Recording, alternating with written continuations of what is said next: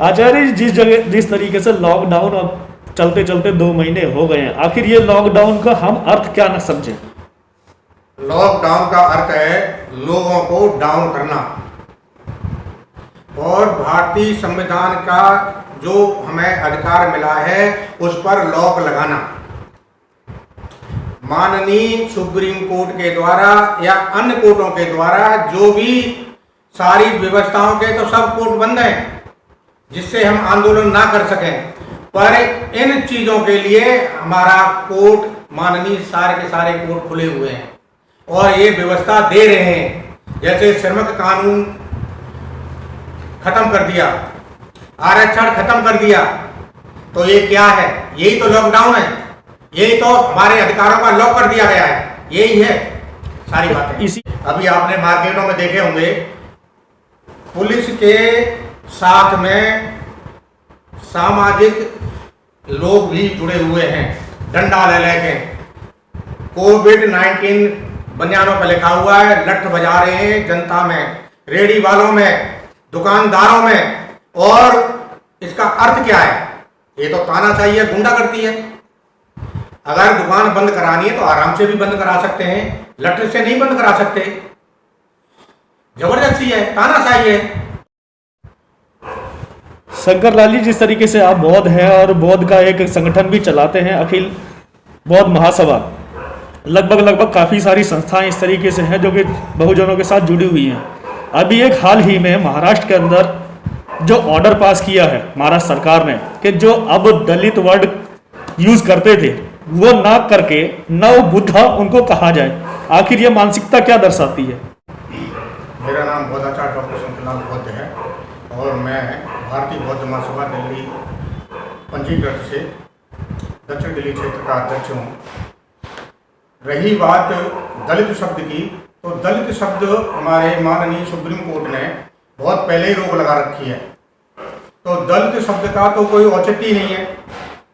रही बात अब महाराष्ट्र सरकार की, तो महाराष्ट्र सरकार ने जो दलित शब्द पर जो फैसला दिया है कि दलित शब्द न कह के अब हम नव बौद्ध कहेंगे और अंग्रेजी में हम शेड्यूल कास्ट कहेंगे, जबकि बौद्ध संप्रदाय में, बौद्ध समाज में कोई जातियां नहीं होती हैं, तो फिर ये नव बौद्ध कहाँ से शब्द आ गया?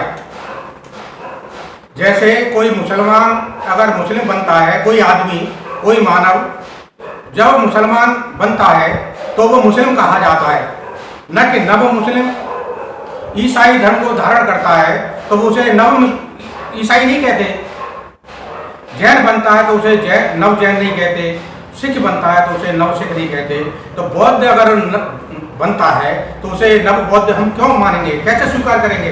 तो ये तो महाराष्ट्र सरकार की बिल्कुल सरासर गलती है और हम उसे स्वीकार नहीं करेंगे। हम इसका कड़े शब्दों में विरोध करते हैं। भारतीय बौद्ध महासभा के दक्षिण दिल्ली क्षेत्र का अध्यक्ष होने के नाते मैं इस पर बिल्कुल कड़े शब्दों में विरोध करूंगा। और बौद्धों में जाति नहीं है होती तो और बौद्ध धर्म को जाति एक तो ना बनाए, जाति विहीन ही रहने दें। तो आपको क्या लगता है ये जो नव बुद्धा शब्द का प्रयोग किया गया है, बुद्धा और नव बुद्धा, ये दोनों जाति दोबारा पैदा करने की कोशिश की जा रही है या इन दोनों में भटकाव पैदा करने की कोशिश की जा रही है? भटकाव पैदा करने की बात नहीं है। बौद्ध धर्म में जाति नहीं है और हमारी सरकारें, चाहे वो भारत सरकार हो चाहे वो प्रदेश की सरकारें हों, वो हम लोगों को जाति में ही जोड़ना चाहती हैं, जाति से ही युक्त करना चाहती हैं, जिससे जाति जाति बनी रहे। तथागत बुद्ध का जो जाति का शब्द है वो है जन्म से, न कि जाति से। तो कहीं आपको ऐसा तो नहीं लगता ये जो मानसिकता दर्शाती है कि जो दलित वर्ड है पहले जो प्रचलित है उसको ना यूज करके नव बुद्धा अगर यूज किया जाएगा तो उसे भी दलित ही माना जाएगा? बिल्कुल बिल्कुल साफ सत्य है। अगर दलित शब्द हो या नव बौद्ध कहेंगे तो वहां तो वो जातिवाद आ गया ना। बौद्ध कहेंगे तो वहां जातिवाद नहीं है, बौद्ध तो बौद्ध है, उसमें कोई जातियां नहीं होती हैं। तो इसको खत्म करने के लिए, इसका विरोध करने के लिए आप जैसे संस्थान कितने आगे आने वाले हैं, और क्या इसको बाकायदा विधिवत रूप से चुनौती दी जाएगी? बिल्कुल जी, बिल्कुल। हमने कल 15 प्रदेश के अध्यक्षों को हमने मैसेज भेजा है, वो अपनी कमेटी से इस पर सलाह करें, मशवरा करें और अपने अपने विचार और सुझाव हमें दें, और देने के साथ में हम फिर इस पर कानूनी कार्रवाई करने के लिए जा रहे हैं। अभी तक लगभग कितने संगठन आपके साथ आ चुके होंगे? बहुत सारे संगठन आ चुके हैं हमारे साथ, और आगे भी अभी और काफी आएंगे।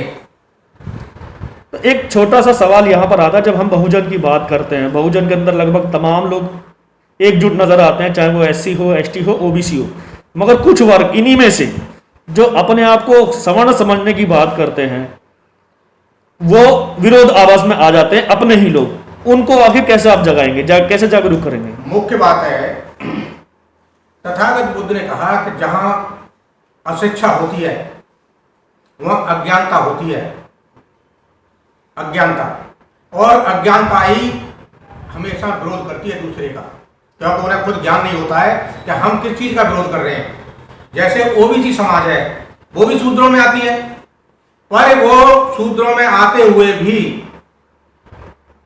SC ST का विरोध करती है, उनके अंगिष्ट रहती है, उनको मारती है, पीटती है। तो हमें इन चीजों को उनको जागरूक करना है, उनको समझाना है और आगे लाना है उन्हें। तो हम OBC जो बात करते हैं कि OBC लोग जो है अपने लोगों का विरोध करते हैं, लेकिन SC और ST में भी कुछ जातियां ऐसी हैं जिनका मैं नाम तो नहीं लूंगा, वो खुद विरोध करती हैं। उनकी मानसिकता क्या है? मानवर जी, सबसे बात है अज्ञानता, अशिक्षा। और हमारी जो भारत सरकार है वो शिक्षा पर जोर न देके अशिक्षा पर जोर दिया जा रहा है, और अशिक्षा ही सब चीजों की कमी दर्शाता है। सम्राट अशोक के समय में हमारे भारत देश को विश्व गुरु के नाम से जाना जाता था, सोने की चिड़िया कहा जाता था। वही आज भारत के लोग या छात्र विदेशों में पढ़ने के लिए जाते हैं, शिक्षा ग्रहण करने के लिए जाते हैं। जितने भी हमारे राजनेताओं के बच्चे हैं या उद्योगपतियों के बच्चे हैं, बाहर से ही डिग्रियां लाते हैं, जबकि बुद्ध काल में, सम्राट अशोक के काल में सबसे पहले तक्षशिला विश्वविद्यालय सबसे पहला विश्वविद्यालय था। उस पीरियड में हमारे देश का नाम जम्बूद्वीप था, जम्बूद्वीप कहा जाता था। उसके बाद में नालंदा विश्वविद्यालय बना।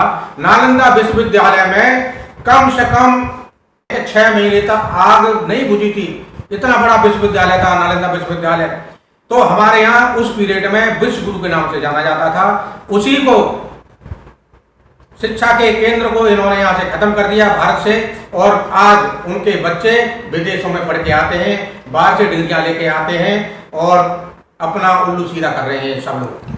तो एक बड़ी विडंबना देखने को मिलती है कि जब अपने मोदी जी, प्रधानमंत्री जी जो हैं, अगर विदेशों की तरफ दौरा करते हैं, जाते हैं, तो वो ये कहते हैं कि मैं बुद्ध की धरती से आया हूँ, और जैसे ही वो वापस पलटकर भारत में आते हैं वो हिंदू बन जाते हैं। मान्यवर जी, सबसे मुख्य बात यही है।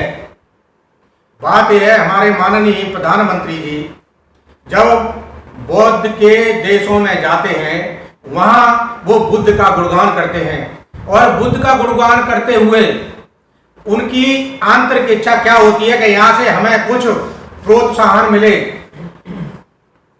जिससे हम अपने देश में कुछ भला कर सकें। वहां से पैसा लाते हैं, मिलता है। जैसे जापान से बुलेट ट्रेन लेके आए, जापान से बुलेट ट्रेन तो ले आए, वो पैसा मिलेगा।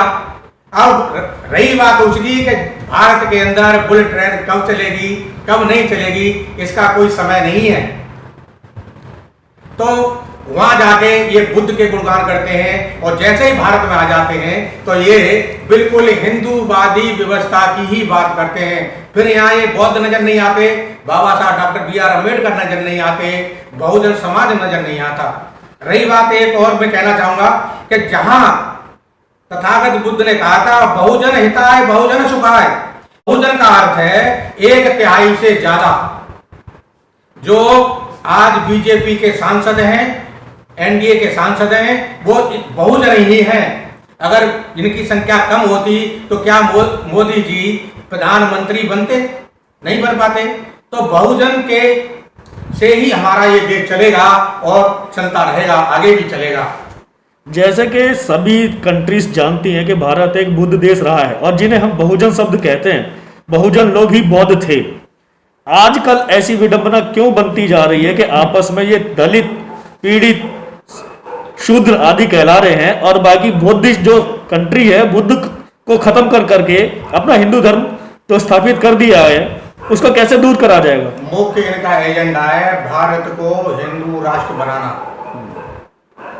बुद्ध संस्कृति या श्रवण संस्कृति जो हम कहें इसको यहाँ से नष्ट करना है और हिंदू राष्ट्र के आधार से और ब्राह्मणवादी व्यवस्था को बहुजन समाज के लोगों पर थोपना है और उसी आधार से इनको गुलाम बना के, जब पुष्यमित्र शुंग के पीरियड में जो हुआ था, बौद्धों का नरसंहार हुआ था, बौद्ध भिक्षुओं का नरसंहार हुआ था, उसी तरह से ये व्यवस्था बनाई जा रही है और हमारे देश में जितने भी जो ब्राह्मणवादी संगठन हैं वो आज वही कार्य कर रहे हैं।